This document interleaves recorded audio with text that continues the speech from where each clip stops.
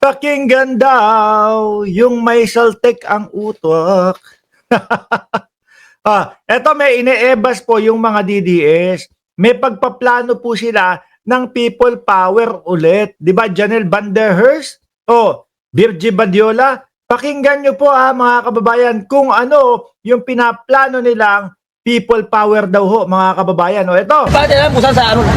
Eto, alam nyo naman ho ngayon mga kababayan na ang mga DDS, ang kanilang bayani, wala pong iba kundi si Kiko Barsaga.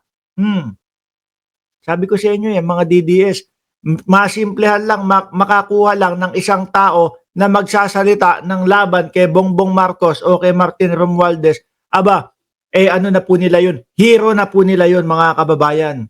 Oo, baka gawin nga, ipalit pa kay Rizal kung sino man Pero sa pagkakataon na pag itong si Kiko Barsaga ay nadulas, nagsalita ng laban kontra DDS, pati po yung mga DDS na yan, ang sisigaw na, baliw to, may sapak ang utak nito. Ganyan din ho mga kababayan ang gagawin nila, no? Mababaw lang naman po kasi ang paniniwala niya mga DDS na yan, mga boss Ang gusto lang nila, gusto namin Duterte ang maupo. Gusto namin si Sara ang maging presidente. Ayaw namin kay Bongbong Marcos kahit napakaganda pa ng ginagawa ni BBM. Kahit ito, kaliwat kanan na naming nakikita yung mga proyekto ni BBM, ayaw namin dyan. Basta ang gusto namin, Duterte ang nakaupo. Tanungin mo, ano yung dahilan? Wala, basta gusto lang namin. Gusto yung palamura. Pakinggan nyo mga bossing, yung niluluto nila, ewan ko kung parang wala naman taong pumunta. Di ba? At sana po, lahat po ng Filipino vlogger mag-share po doon sa post po ni Congressman Kiko Barsaga po.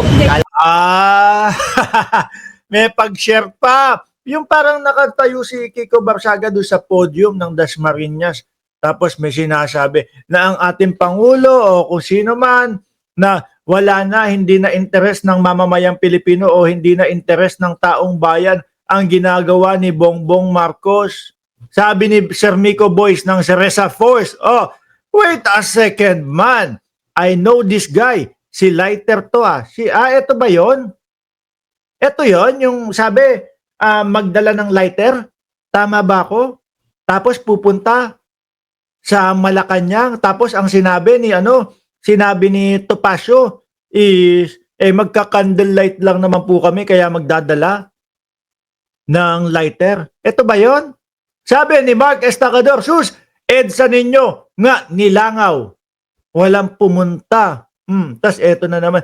Sabi sa inyo ngayon sa pagkatao ni Kiko Barsaga na parang may sapak ang ulo o doon sila kumakapit.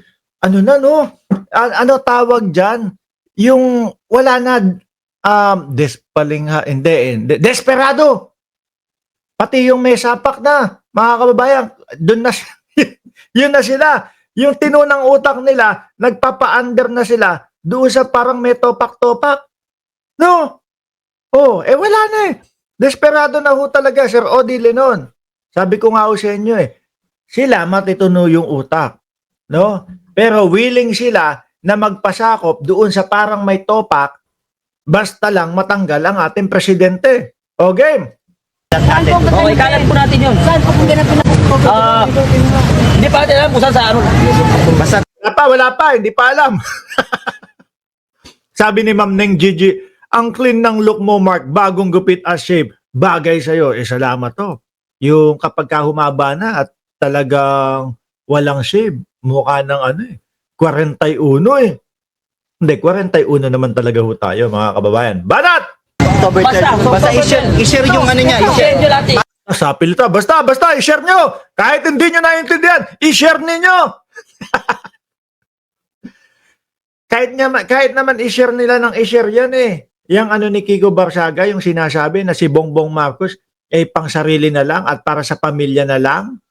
At si Sandro Marcos naman ay masyadong kinukopo yung Kongreso. Wala naman din nung maniniwala dyan, mga kababayan. Dahil po ito, litaw na litaw, kitang-kita ng bayang Pilipinas kung ano po yung tuloy-tuloy na ginagawa ng Pangulo. Kita nga po, alam ng Pilipino na ang pinagmulan po ito, mga kababayan, ng kaguluhan natin dahil po madaming nakikitang mga ghost project, dahil sa pangunguna ho ng ating Pangulo.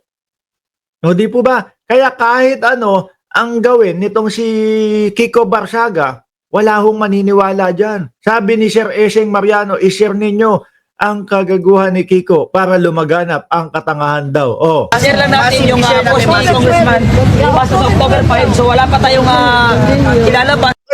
Basta, kahit hindi nyo alam, i-share. Di ba, Annalyn Ando? Oh, live ba to? Hindi. Replay lang kita sinout out. Kung saan ang venue natin. Basta sa October 12 po ay October 12. October 12. Asing ko ngayon, diyan sa Pilipinas, may 7 araw. Grabe. Rally ng rally. Diyos ko po. Sedition na yan, Boss Mark. Hindi, ang nakikita, ang naririnig ko lang, people power, i-share lang daw yung kay Barsaga eh. nananawagan si Congressman Kiko Barsaga ng people power po. So Oh, people power to. Yung pananawagan ng ganun. People power na naman. People power ilan? 2? Di ba may 1, 2? Oh, tapos parang may 3 na nga yata, 4, 5. Siguro pang 8 na yan. Sa mga DDS, ano na yan? People power 10 na siguro. sana po magkaisa tayo, i-share po natin, ikalat po natin ang post ni Kiko Barsaga kasi Ay, kalat daw yung post. Mga bossing. Ikalat daw yung post. No? Ni Kiko Barsaga. Sino ba yung si Kiko? Si Kiko ho, yung parang pasigaw-sigaw ho doon sa kongreso. Yung yung taas kamay, yung boboto lang.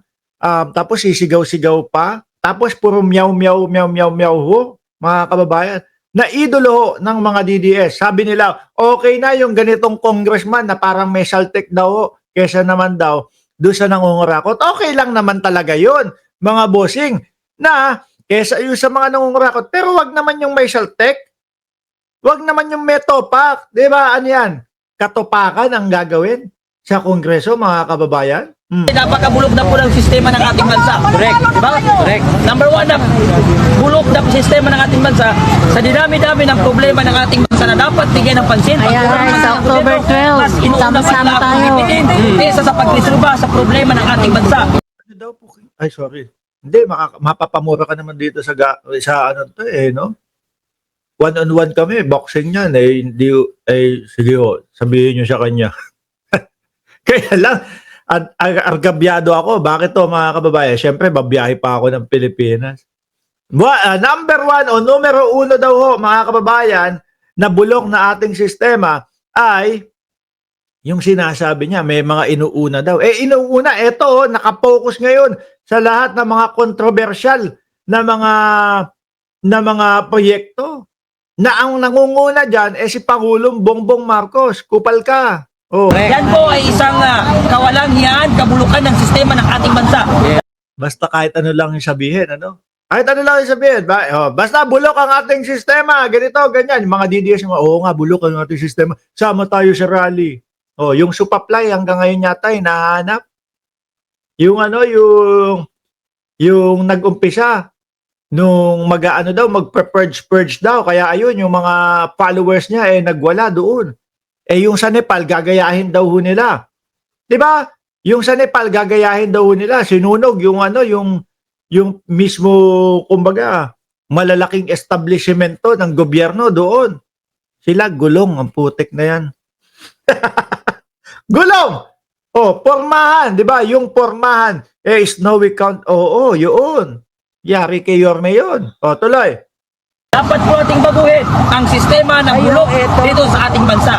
Kung hindi po mababago ito, Diyos ko, yan na naman kayo. Pang-uuto nyo na naman tao. Tapos pag nag-failed, ang sasabihin na naman ho nila, hindi pa ho ito yung Grand Rally. Ito pa lang ho yung paumpisa.